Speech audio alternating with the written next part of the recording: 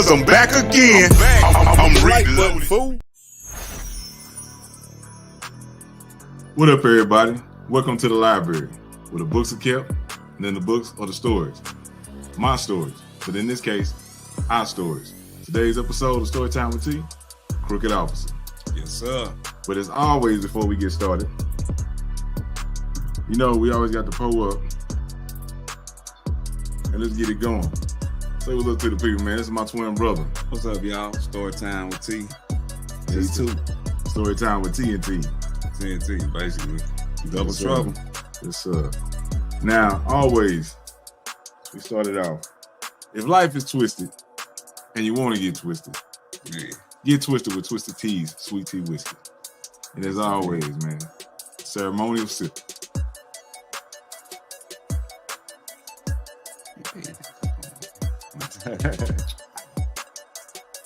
It's good. It's good. Let me see what that Twisted Tea is about. Let's see what it is. Yeah. So, Crooked Officer. That's good. Nah. She got your own glass, but anyway.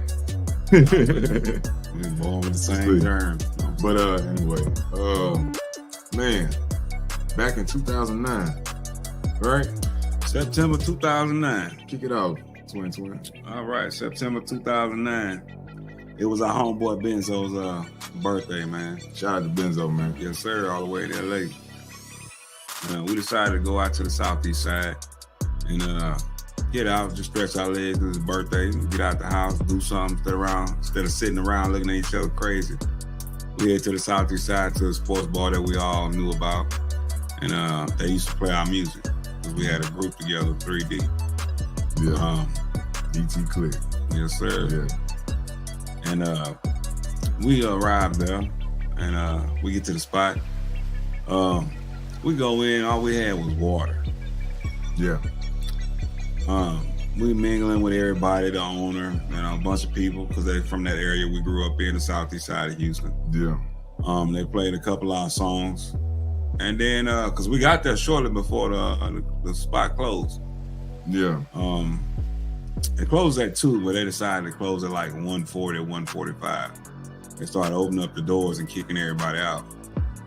But in the process, while we was in there that night, our buddy Benzo ran into a girl that he knew from back in the day from school, high school. And they was mingling and talking. Yeah, and the bartender was a brother. I'm not sure, I don't remember all that. Yeah, the bartender was a brother. And the whole time they were mingling. Yeah, they were catching up because they hadn't seen each other. Yeah. They weren't talking like trying to holler at each other. They were talking because they were trying to catch up, what was going on with their lives. Yeah. So they had police for security at the spot. It was a certain cop. He kept trying to holler and shoot a shot at the girl that happened to be a friend of our buddy Benzo. Yeah. And she kept shooting him down. He was very persistent. Yeah, she kept curving him. Basically, he kept harassing. Yeah. And she told him she didn't want to talk to his ass at all. So we heading out. We get over to the car in the parking lot because we rode all together, 3D. Yeah. And so I'm in the driver's seat. I'm passenger side shotgun, Benzo in the back. Well, Benzo, he was in the back seat. And the girl and Benzo were exchanging phone numbers so they can keep in touch because they hadn't seen each other in a long time.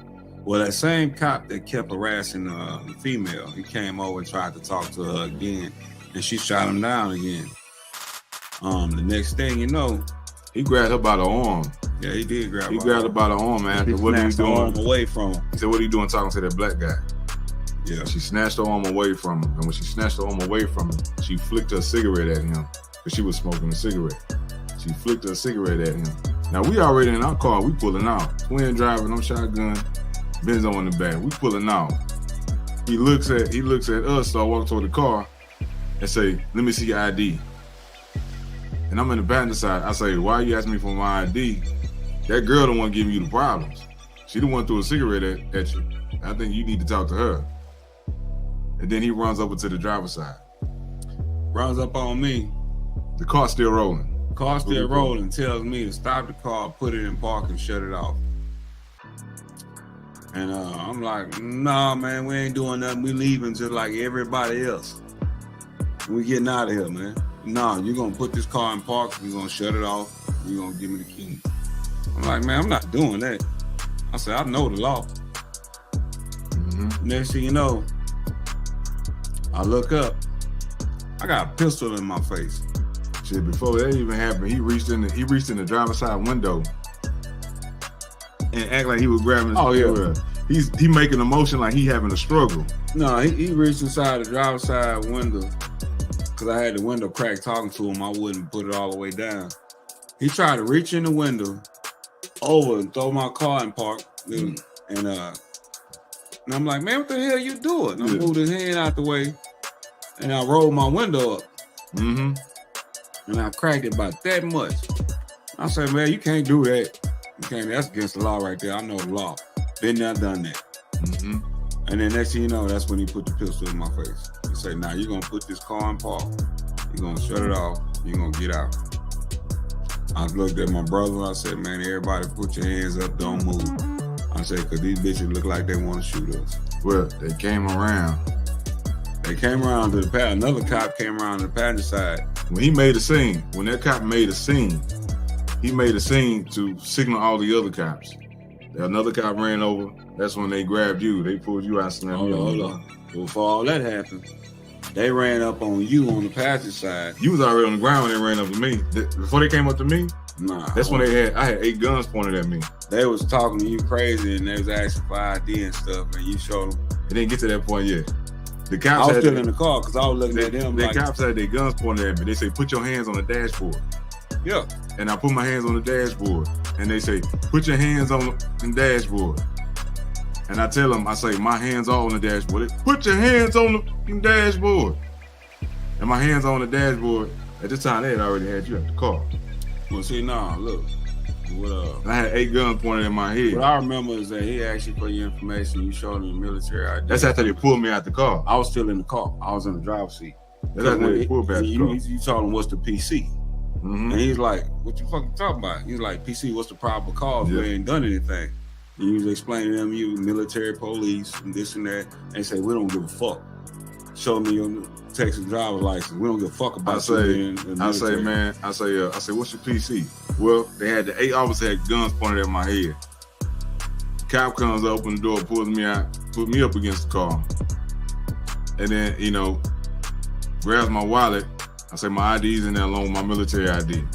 I say, I'm a former police officer. What's the PC? What's your PC? The officer said, what the hell is that? I say, your probable cause. He says, public intoxication. I say, man, ain't nobody been drinking. Ain't nobody in this car been drinking. I say, so what's your PC? He's like, public intoxication. I say, I just told you, man.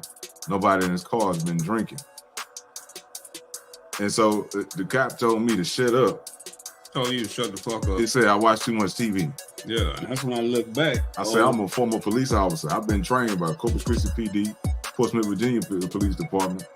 And I say, I know protocol. Yeah, and I looked over and seen them when I heard them cussing you out because I was dealing with the other cop on the driver's side. I looked over and like, who the fuck talking to my brother crazy? And that's when I turned around and he had the pistol in my face. And that's when I said, don't nobody move because they look like they want to shoot us. And then he said, you gonna roll this fucking window down and you gonna put this car in park. So I rolled the fucking window down, put the car in park, turned it off, and unlocked the door. And next thing you know, my face was on the concrete and my feet was in the sky. And I had on the ground. And I had a knee on my neck. And I'm down on the ground, and shortly after that, I see my brother on the ground. Underneath the car, we're looking at each other across the way, underneath the car on the ground with our faces in the concrete. They got our buddy Benzo on the ground too. They go through my wallet. I was on probation at the time.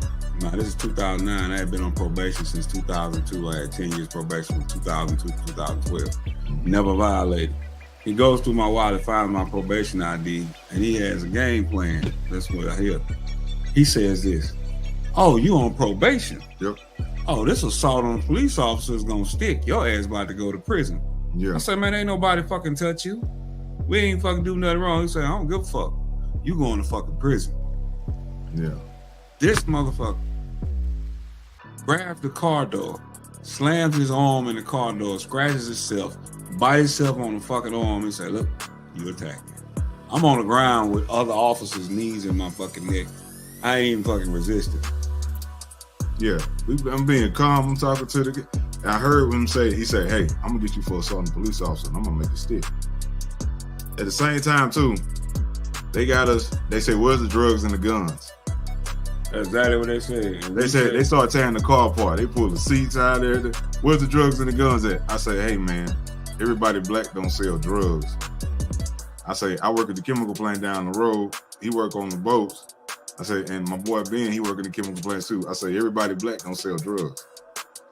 I said, we got careers, respectable careers. We make decent money. We don't sell no fucking drugs. We make more than y'all. At the same time, the club owners out in the parking lot. He talking to the police department and say, hey man, y'all leaving them alone. They good. Y'all always harassing our people in the parking lot of my club. They was constantly, they had reports that they was constantly harassing all the patrons coming out of the spot. Every time they leave, the police would harass them, write them tickets and take them to jail.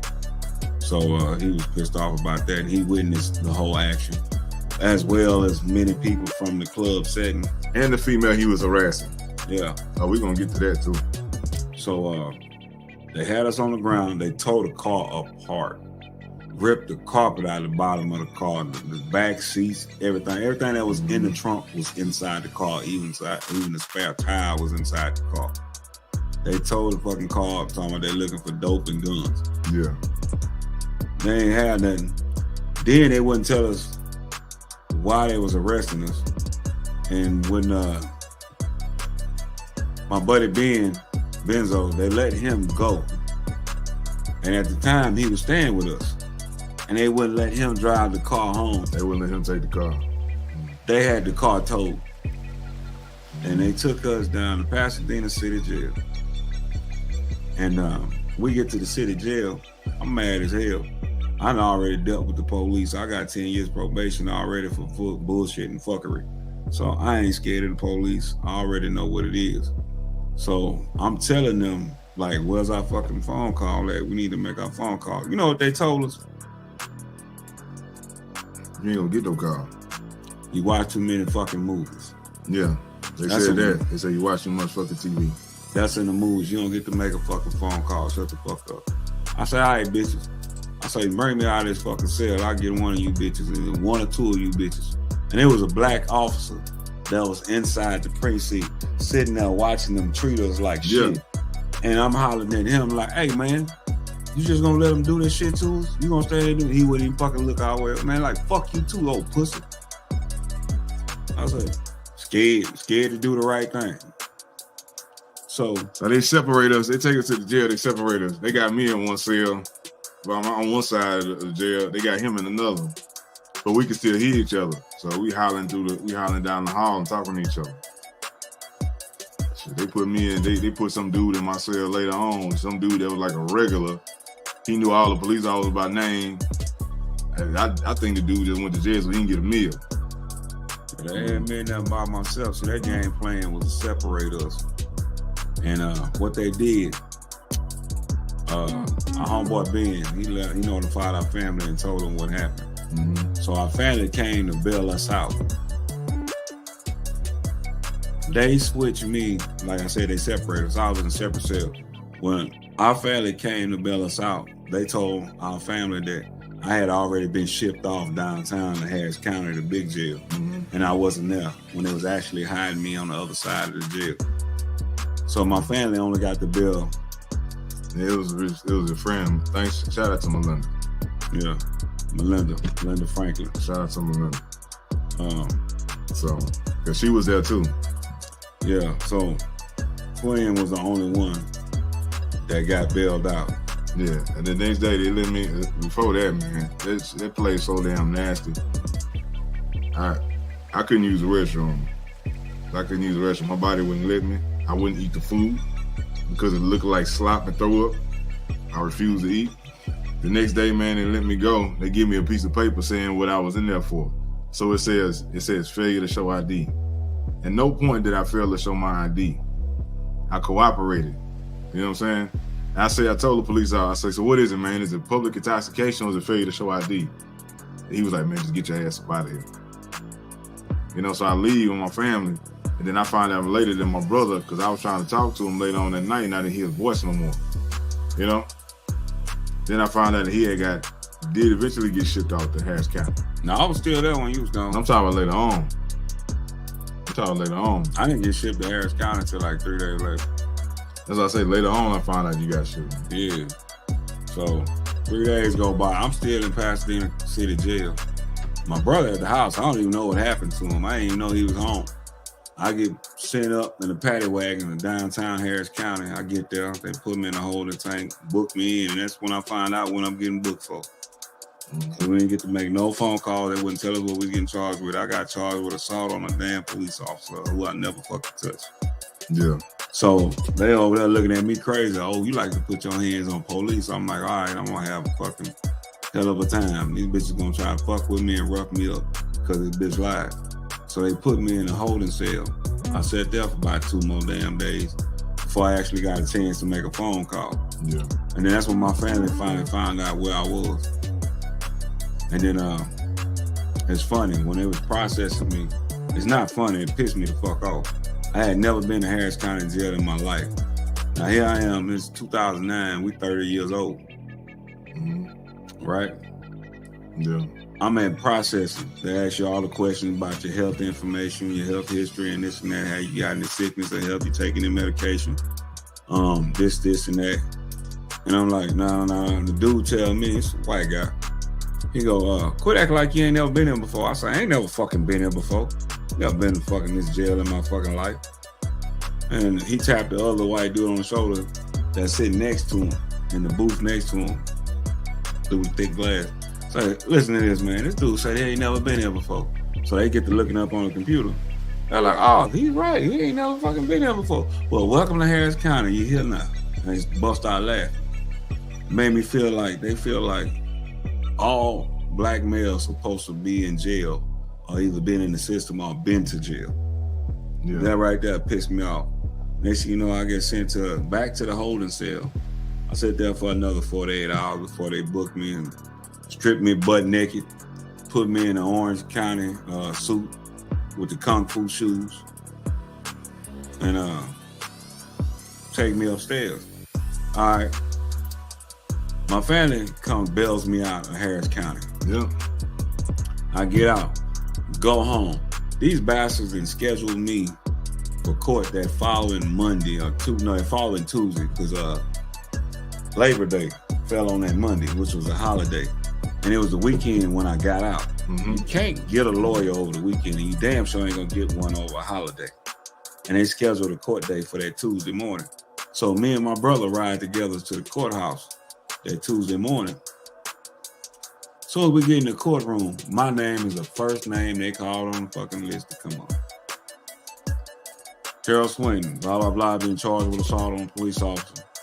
I'm standing there. All of a sudden, this dude comes with this big-ass binder of bullshit, fucking lies. So I'm like, well, he's on probation for Galveston County. He's this, and that. We already contacted Galveston County. They didn't put a hold on him. His bail has been revoked. He has no bond. He has a hold on him. These bitches tell me I'm going straight back to jail with no bond. Yeah. So in the middle of the damn courtroom, everything I had on decent, I took off and I gave to my brother all the way down to the shoes. Because I know if I didn't, I would never see it again. So I'm in the jailhouse with just a t-shirt on, some blue jeans, and some socks. In the courtroom. They take me back to the holding tank and I got stuck in Harris County.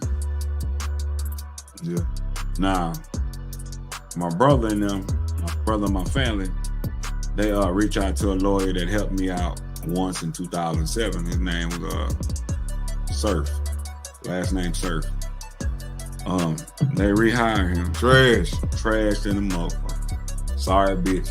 I'll say it till I'm dead.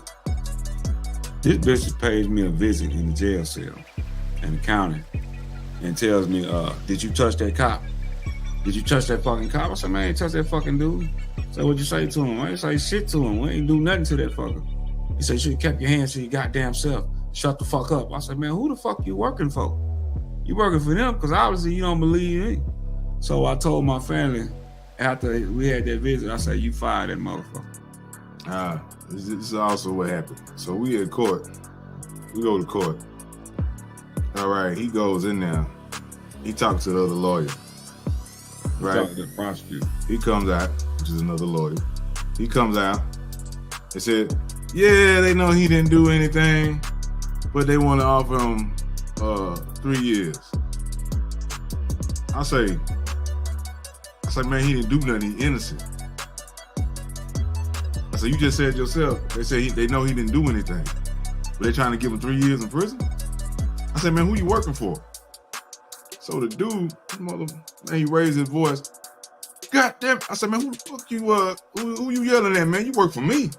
I said, you working for them? Because he came out from talking with the prosecutor. The guy was laughing when he came out. Oh, they know he didn't do anything. Yeah, they want to offer him 3 years. And so my mama, her nerves bad. She get to crying. I said, I got to fire this dude. I say, because he working with him. They're trying to throw my brother away. So my mama, she out shaking and stuff. It's just wait what you. I said, you heard what the man gonna do. Trying to throw my brother away.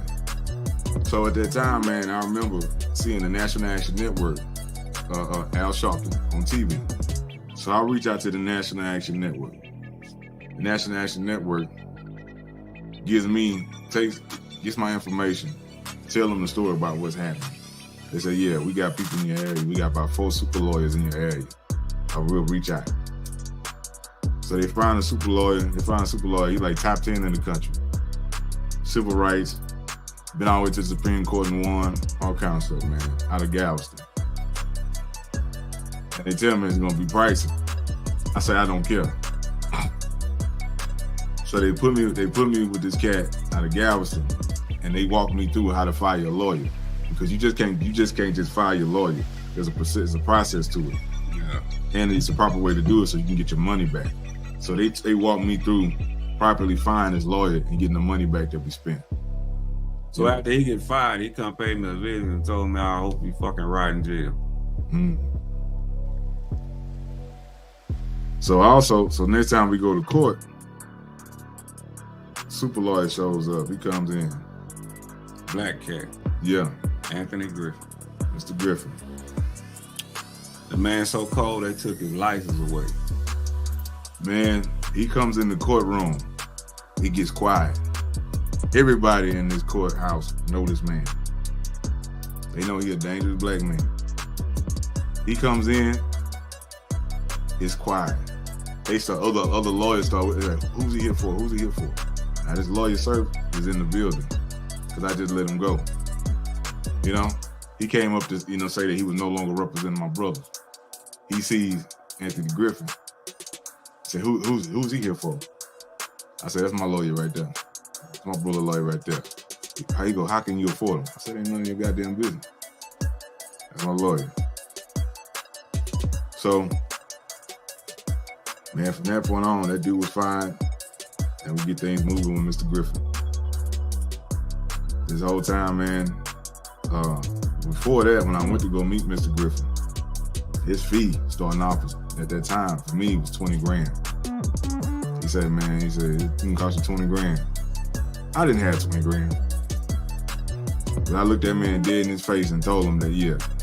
He said, how about we make some payment plans? It's $2,500 a month. You can do that? I said, yeah. I didn't know where the money's gonna come from, but I know my brother, innocent black man, had to be out of that prison, out of that jail. I told that man, yeah, I looked him straight in the face and told him, yeah, I can do it. And he did. Just so happened, man, I'm working at the chemical plant. We was expanding in the unit, and they had a lot of overtime available. So I was working more. I was working overtime. I remember leaving the lawyer's office and my dad saying, he told that man, you can pay him 20 grand. I said, I don't know, I had to tell him something, man. I gotta get my brother up out of there. I was able to work with the overtime that was going on with expanding a new unit and pay this man to represent my brother. God working in mysterious ways. God doesn't sleep. Man, yeah. So, And what was crazy is that until my brother got out, I was able to work overtime, cover all my normal responsibilities, put money on my brother's books, and pay this man without a problem. You know? Yep. When Twin got out, when Twin got out, the overtime stopped. It stopped right after he got out. 2 days later, overtime stopped. Put it like this. It's God, man. My brother looked out for me. He bust his ass to make sure I ain't get railroaded. Yeah. 6 months after the whole incident, brother winds up going to court. His side of the case get dismissed. These bitches were so evil because our case was the same case. They drug it out for 6 months because they knew if they dismissed his case, they had to dismiss mine. So I spent 6 months and some change in Harris County jail in Big Baker, 1200. Yeah. 5A, 1B. Yeah. And there was some gladiators. I seen some crazy stuff that whole time I was in jail. All I did was read books and work out every damn day. I went in there, I swear your boy doing 1,000 dips, 1,000 push-ups and squats every day. Paid to myself. I know how jail work. Been there for no reason too many times. Shortly after my brother case get dismissed, I go to trial. They start picking the jury. They weeded out the jury anybody of color. Yeah. And so family members can sit in on the jury selection. So me, my dad, my auntie, we sitting in on it. And was you in the courtroom that time? Yeah, I was in there when they was. So they got in the suits with the people in the stand, the people that's, the candidates looking at him and then looking at me, and they see that we look alike, And I was nervous as hell because all the possible jurors were all white. I was like, man, these folks can pick the all white jury, But when they started, which in reality for a black man spells disaster. Yeah. And America spells disaster. Yeah. It's supposed to be your peers or something like that, Nah, man, they picked some people. But what was crazy, man, I'm telling you, this is God. It's God. This is God. Because while they was questioning these people, trying to do their selection for the jury, most of these people had bad run-ins with the police. Or family members that got screwed over. Got railroaded by police. Railroaded or sent to prison, innocent people. One person, his nephew, wound up doing 12 years in prison because of the law. So all these people that was in there. One of the women, her sister got beat by an officer. Yeah. She was married to. So, and it boiled down to it. All these people hated the cops. Never seen nothing like it in my life, man.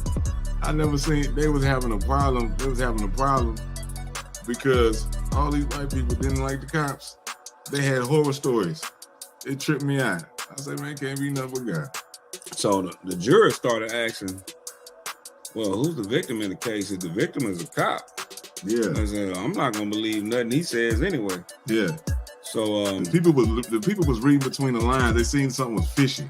And so they were listening to the prosecutor talk, and he was trying to stay away from information so he wouldn't make the cop, and it just doesn't look bad. The people were breaking that stuff down. And like you said, that one person, one of the possible jurors was like, is it possible? He said, somebody said, is the one witness a cop? Because we had witnesses.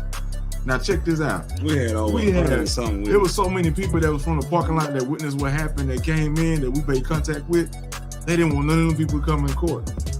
And so what was so bad too was the original lawyer, the surf guy. We brought him so many witnesses and people, and he was like, well, we got to do background checks on them because they got to have a good background so they can have a valid a valid voice in the courtroom. And so he checking everybody's background. Everybody's background is clean, college educated, hard workers. You know what I'm saying? Model citizens. And we giving him information, and all of a sudden he just losing all the information. He losing all the emails I sent him. I say, bro, I'm gonna forward you the same email I just sent you. I say, man, if it make any difference, ain't none of these witnesses black. I say, they not black. I say, these are white people, Asian people, Hispanic people, witnesses. But they didn't want to bring none of them, man. So the one witness was supposed to be this one cop. So one juror asked, who's the witness? Is the witness a cop? And the prosecutor was like, I can't answer that question. So the dude, he rephrased the question. He said, is it possible that the one witness could be the cop? And the prosecutor was like, yeah. And then people just started shaking their head. They was like, nah, something ain't right. You heard people start talking. They started talking, you know, at first they were talking on their breath. They started talking louder. Like, something ain't right. All right, they got through picking the jury and all that, and they got to starting the court process. Trial is now in session. Prosecutor started talking. Judge said probably about 5 to 10 minutes into the trial, this is a bunch of bullshit.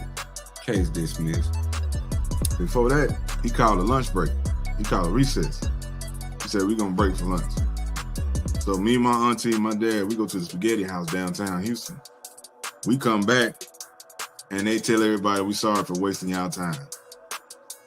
Here's his money for your bus pass, his money for travel, blah, blah. This case has been dismissed. Yep. And Mr. Anthony Griffin comes, they had me in a holding cell somewhere in the back in the courthouse. And Anthony Griffin comes back there and tells me, hey, Mr. Swin, case been dismissed. You're free. I'm going to make a phone call to Galveston County so they can lift the hold on you. You're going home today. 4 months went by before I got to see daylight outside of jail. About 2 weeks later, I got shipped to from Harris County to Galveston County. Galveston County tried to revoke my probation because they were so mad that I had, 7 years on probation under my belt out of 10 with no violation. They was hoping that I messed up eventually, and they were so mad that I didn't mess up. They were trying to create something to railroad me. So they took me to Galveston County. And when I booked in, they asked you, do you have a lawyer? And all your information, I gave my lawyer name. These people looked at each other, walked off, whispered, and said, oh shit, he got Anthony Griffin. I get booked in, throw on a Galveston County green jumpsuit, go to the tank.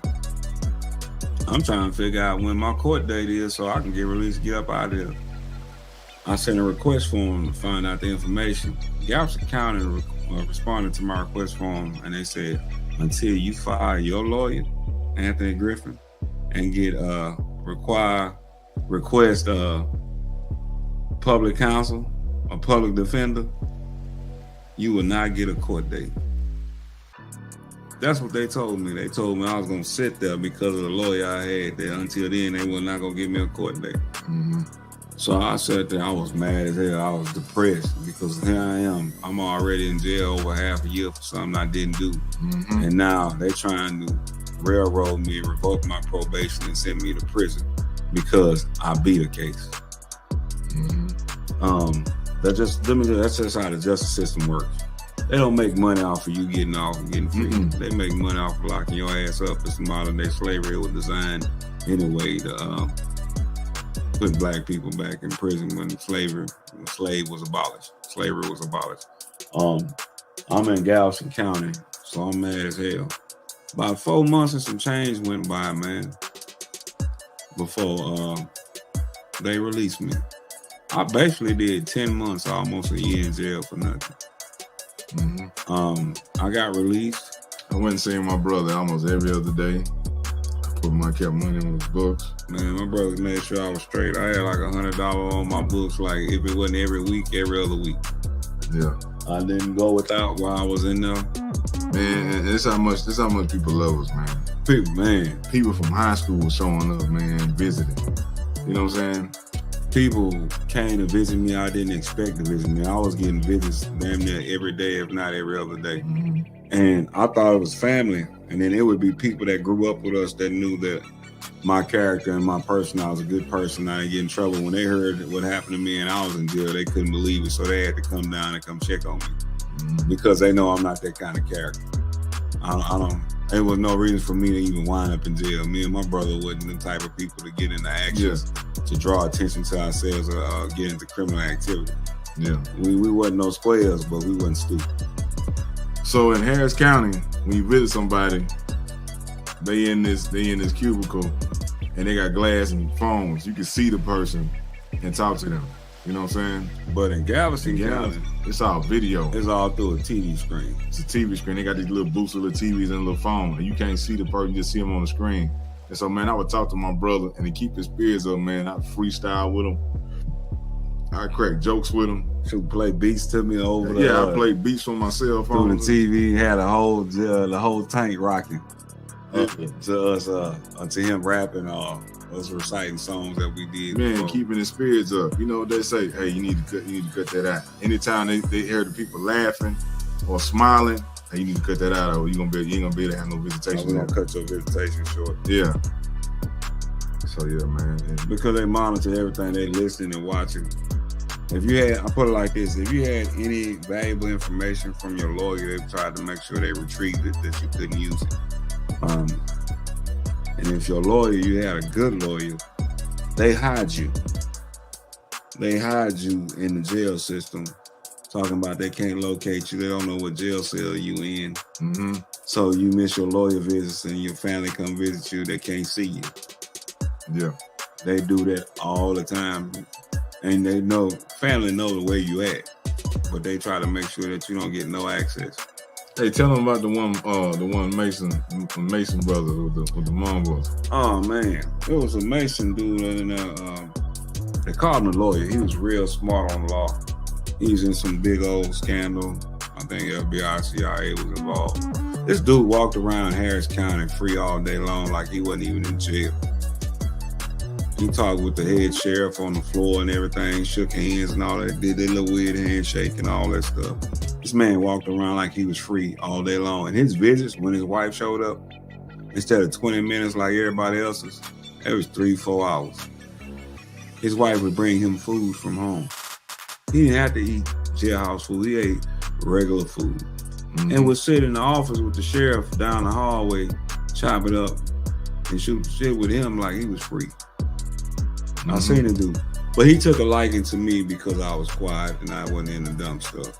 And he offered me to come visit him on the outside because he knew he wasn't going to be in long anyway. And he knew that my case was going to get dismissed. It was BS. But I never got a chance to meet that brother. I seen some crazy stuff the time I was in there. I seen a lot of people. I seen people get railroaded. I seen a dude get his back broken by the COs in the county jail. Now, I mean, they grabbed this dude, wrapped their arms in between his arms like this, jumped with their knees in his back, cracked this man's back like this. He's screaming and hollering a death scream I ain't never heard before. Paralyzed that man. I seen people that couldn't talk, that was deaf, couldn't walk, in a dang wheelchair, and they giving these people cases that they couldn't even possibly even be capable of even performing. Or commit crimes they could have committed. Sending people off to prison. I seen them send a 76-year-old man for defending his household because he had a felony back in the day. Crackhead breaking in his house, busted his window out, made way into his house. The man shot the dude in the leg defending his house. They gave this 76-year-old man 3 years in TDC, Texas Department of Corrections, prison, because felony possession of a firearm. After so many years, you're supposed to get your rights back and you're supposed to be able to defend yourself at your house. But it's a catch-22 to it. And they sent that old man to prison about 2 to 3 years. And that was sad. I done seen a lot of weird stuff. While going to court, back and forth to court for my brother, I witnessed a lot of people get thrown away. One day, I seen somebody plead guilty to first-degree murder. This dude walked in the courtroom in a suit and walked out the courtroom. This guy pleaded guilty to murder. Talked on his cell phone while the judge was talking. And she was scared and nervous. This dude must have been cartel or something, man, because he had certain type of tattoos on him. He walked in a fly suit. He walked in unaccompanied. He had a Bluetooth earpiece on. And when they asked him, how did he plead? He said, I plead guilty. They say, are you being coerced? Are you being persuaded? Is your life in danger? Somebody make you say, nah, I'm just guilty. And then while the judge is talking, he gets a phone call. He answers Bluetooth. He looks up. Yeah. The judge is quiet. Now the bailiff, he quiet too. Now remind you, they didn't tell everybody else Be quiet if your phone go off. It's gonna get confiscated, and you're gonna be in trouble. Turn your phones off. This dude stopped and had a conversation while the judge was talking on this phone, and she didn't do a thing. She just shook in her boots. But that same day, she threw away a bunch of people. There was an older black man. He was in his 50s.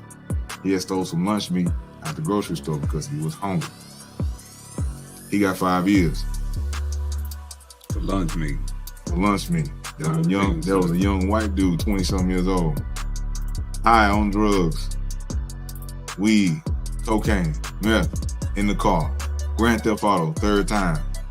High-speed chase. Guess how much time he got? 6 months. This system is so lopsided and crooked.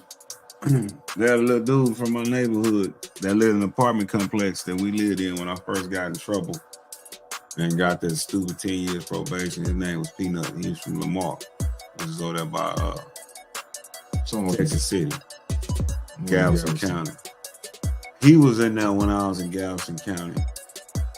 Him and his white boy had borrowed somebody's car, dope fiend rental. White boy was driving. They get pulled over. Put it like this. Peanut didn't have nothing on him.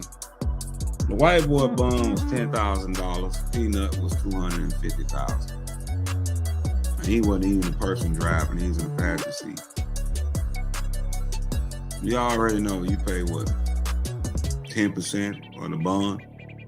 So 10% of 250 grand.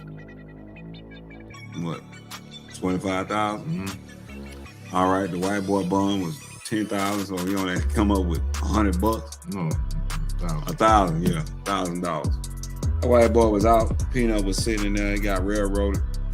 Galveston County, people don't know, Galveston has a lot of historical history to do with the port and all that stuff, and it was one of the major slave ports in America. Galveston will give you football numbers on your first offense. If you don't have money for proper representation, they give you a court-appointed lawyer, don't go to trial. Just for going to trial, they're gonna give you 20 years. I seen people who wasn't even guilty of the crime. Basically, was at the scene, had nothing to do, nothing with it, but they arrested so many people. Court-appointed lawyers tell them, hey, don't worry about nothing, you didn't do nothing, you're gonna get all cases and get dismissed. The most you might look at is some deferred probation. So they take it to trial. Dude come out of there with 22 years at 18 years old. Now they got the dude that committed the crime. They gave this boy 22 years.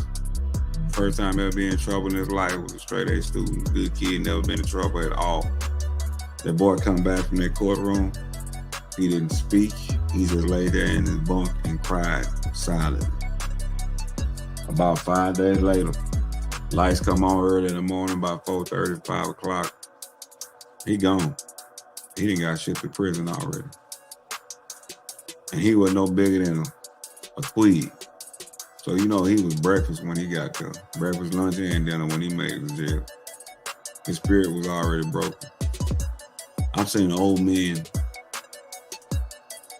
Who the hell gets 40, 50 years parole or probation?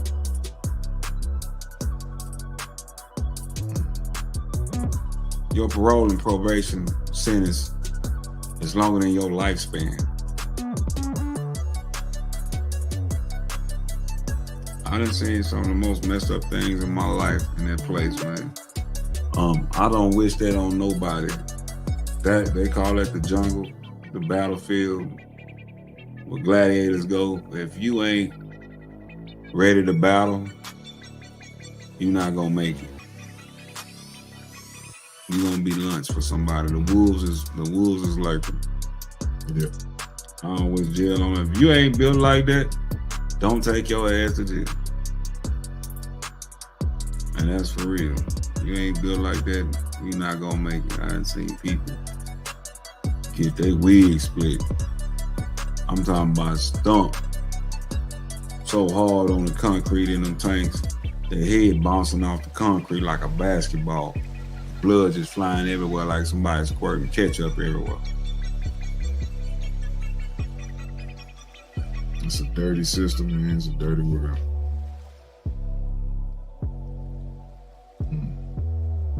But that's what happened, man.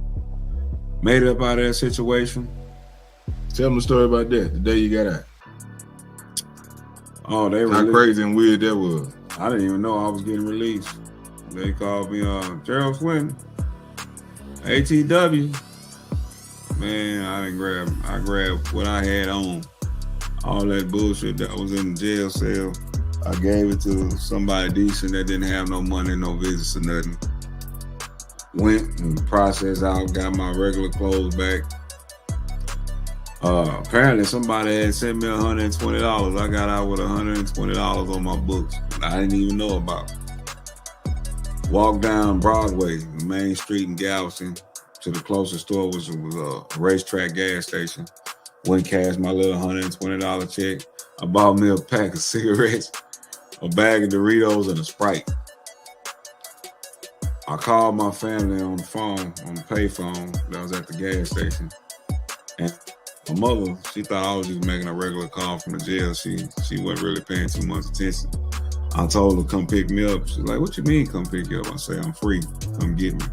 She started screaming on the phone and told everybody I was free. And I hung up with my mom. This is crazy, being released months later after your case has already been dismissed. Yeah, it was like 4.5 months later. Nah, didn't he? I remember you telling me that you was in the shower and they told you were going home, something like that, and you went to your rack and all your stuff was already there, or something like that.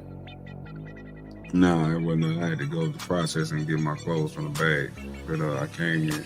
But it was weird as hell. He's like, man, they just let me go. They just let me go. I'm at the store. There's a gas station right there. Was a Valero gas station? No, that's a racetrack. Racetrack is right there, and it's on the main road in front of the jailhouse.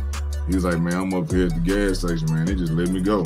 I put it like this. I'll tell you this, man. When I finally got released outside them gates and walked up out of that jail, I hadn't seen fresh air sunlight in 10 months.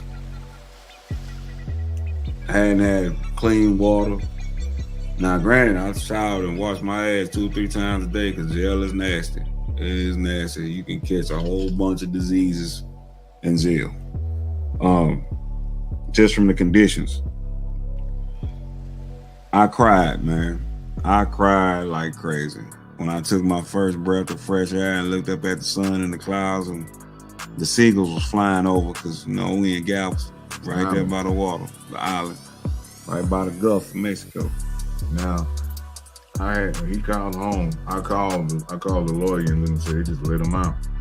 He at the gas station. The lawyer instructed us to say, hey, y'all make sure y'all get there and get him.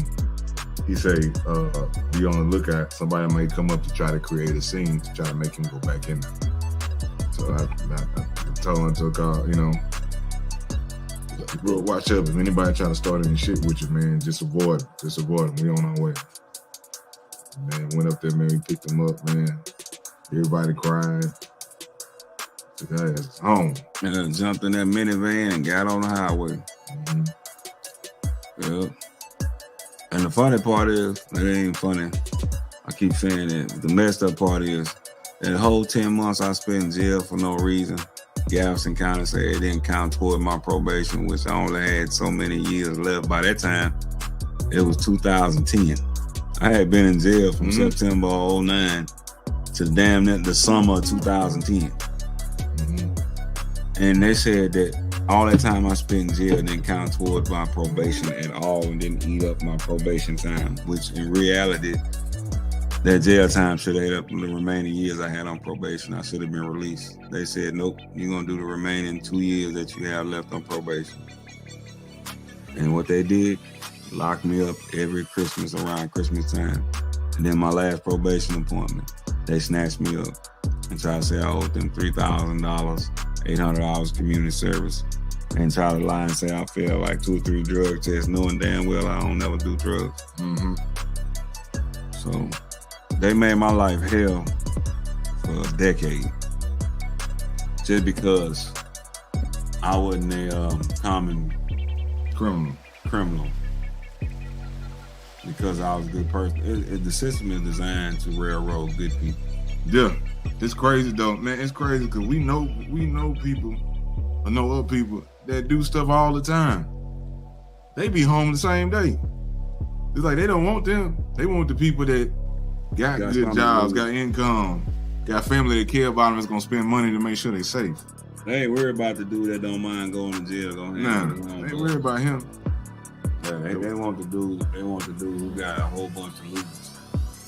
They got a family that care about him, is gonna spend money to make sure he's safe. It's like, oh, we gonna drain him. Yep. It's crazy, man. The system crazy.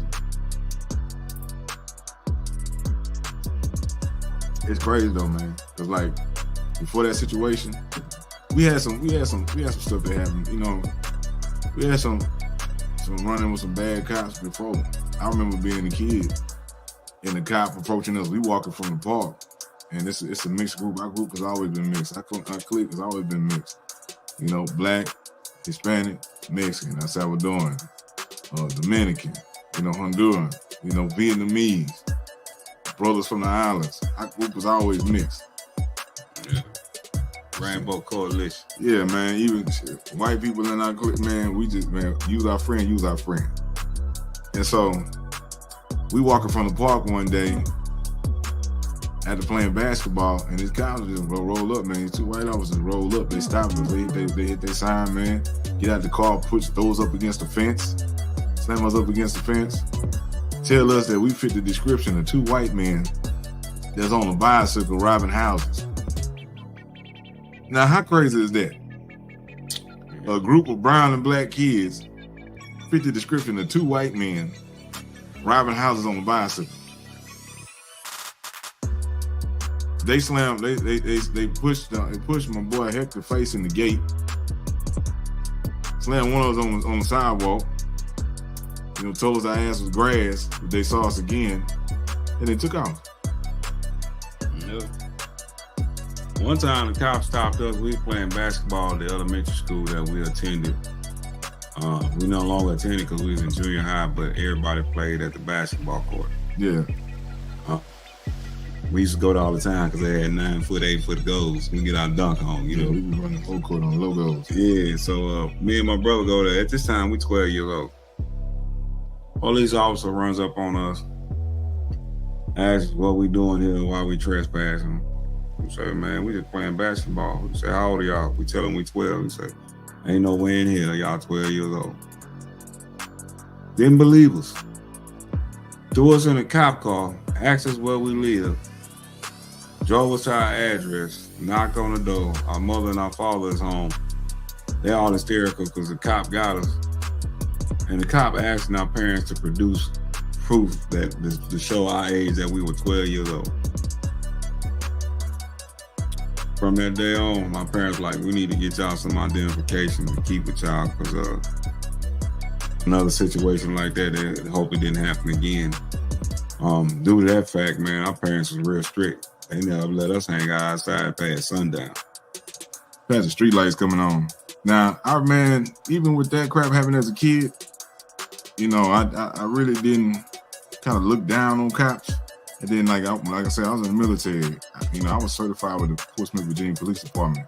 When Operation Iraqi Freedom happened, they ramped up the number of military police officers.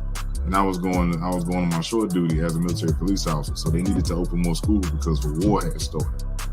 You know? So the one school in San Antonio was too small to put all these people in. They said, we got to get these military police through these schools. So they opened up one on the West Coast in San Diego. They opened one on the East Coast in Little Creek, Virginia, then Portsmouth. Yep, by Chesapeake. So I got sent to the one in Little Creek. So, and since it wasn't the military school, we did it with the Portsmouth, with the civilian police department. So I got a real police academy certificate. I did it with the Portsmouth, Virginia Police Department. And so, man, you know, my time as my 3 years on short duty, and I also got certification with the Corpus Christi because I got stationed in Ingleside. So we were partnering up with Corpus Christi PD. After that, man, I didn't have nothing against cops, man. But after the situation dealing with my brother, man, it's just to see how they railroad or tried to railroad my brother, and you hearing cops saying, "I'm gonna get you for assaulting a police officer, and I'm gonna make it stick." And see how dirty the lawyers are in that system, man. People wonder like why some people get nervous, even if you're innocent, you get nervous when the police get behind you because you done seen them railroad people, innocent people. and throw their lives away. That cop that framed me for assault on a police officer, he put in his police report that he requested that I receive 6 months county jail time and a felony conviction with prison time.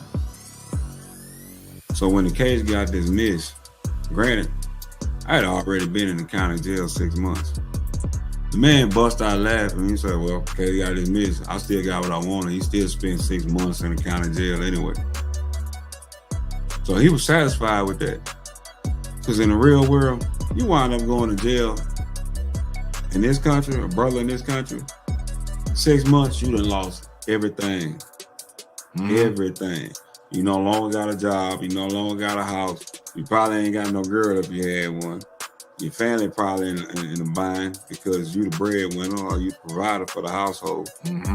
Man, I lost everything I had. I lost my job. I lost my car. I had to start from scratch, man, all over again. Almost a year later.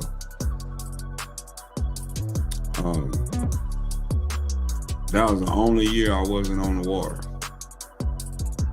I wound up getting back on the water December 2010 and been on the water ever since. It was explain to people what on the water is. Towboat captain, transporting chemical barges, petroleum field, marine transportation. That's what I do. I'm a boat captain. But before I was a boat captain, I was a deckhand in the tanker. I used to tie off the barges, do all the maintenance on the boat, transfer the product into and discharge it out of the barges, load the barges and discharge the barges. Different various ports and facilities all up and down the ICW, the Intercoastal Waterway, and the Western Rivers, which is all the rivers in America, mainly the Mississippi River. And my career, thanks to my career, the whole scenario, the situation, and the background that I got pinned with didn't affect my career at all or stop me from achieving where I'm at today. Thanks for that career, because probably if I had a land job, I'd probably be flipping burgers. That's the sad part of doing construction. Breaking my back doing something for a few dollars. Because people look at you with a background and see you on probation, your application go in the trash. I lost a lot of careers behind that stuff. I should be an airplane pilot right now. I got offered a position to train to fly planes. But I couldn't get it because of the background that got thrown on me, which I was innocent of. There was so many opportunities I missed out on because of this, but God still had a plan for me, and he wound up making me a boat captain. So it still panned out, regardless of all the hurdles and all the doors that got closed in my face, all the BS I had to go through. I still came out pretty good. So for all those that watching Story Time with T, and you've been in the kind of situation that I've been in and we've been in, you got a lot of monkey wrenches thrown at you, man. It ain't the end of the world. That don't mean you can't have what you feel like you deserve or what you do deserve. Your goals and your dreams are still achievable, even with a jacket on your back. Because what God wants for you, can't nobody take away. That's a fact. If it wasn't for God, man, I've seen God work in many ways in my life. In that whole scenario, he done brought me out of it, brought me through it, and put me in position to be where I'm at today. Both of us. Yeah. Now, man, if you like Story Time with T, make sure you hit the like button, subscribe, share, comment, share your stories with us in the comments, man. Start the conversation. If you got an opinion on the Story Time with T episode today, make sure you put it in the comments, man. Share this episode. Somebody need to hear this. And this could be used as a training video for people to help them avoid the system. Stay away from it. Yeah. Because even if you're innocent, you can wind up in it. But you need to know what to look out for. You'd be surprised there's more innocent people in jail than guilty. And so, man, This has been Storytime with T and T. Yes, sir. Man, y'all tune in next week for another episode of Storytime with T. She got T Swin, Captain T. Peace, y'all. Hey. Peace, love, happiness, and abundance, health. Stay thirsty, my friends. And many blessings. Mm-hmm. Another day, another dollar for me to stay. Look, it ain't where you from, homeboy, it's by where you at. No, I'm not looking back, I'm looking straight ahead. Do what I gotta do to make it to get to the bread. Cause I want that good life, far from the hood life. Funny, my kids don't even know what the hood like. And that's how it's supposed to be, when have it no other way. Cause where I come from, niggas get high and die every day. I end up in the pen, future gone with the wind. Feel like we born to lose even though we were built to win. Facts on top of facts, ain't no denying that. They keep selling us bullshit, but bitch, I'm not buying that. Not chasing no kitty cat, I'll hit it then give it back. Keep thinking I'm heartless, that's alright, I can live with that. Take a good look at what it took to get where I'm at. MVP is DT, where the winners at. Dude, I wasn't supposed to make it, but I'm still here. My spirit, they tried to break it, but I'm still here. My life, they tried to take it, but I'm still here. They wanna see my spot vacant, but I'm still here. Hey, it's me again, your guy T Swin with Storytime with T. You can listen to Storytime with T on Spotify, Amazon Music, Audible, Apple Podcasts, Google Podcasts, iHeartRadio, Overcast, Pocket Cast, and Radio Public. Support the show. Listen on the go anywhere while you work out at the job. It's your guy T Swin, Storytime with T. Check it out, y'all. Support.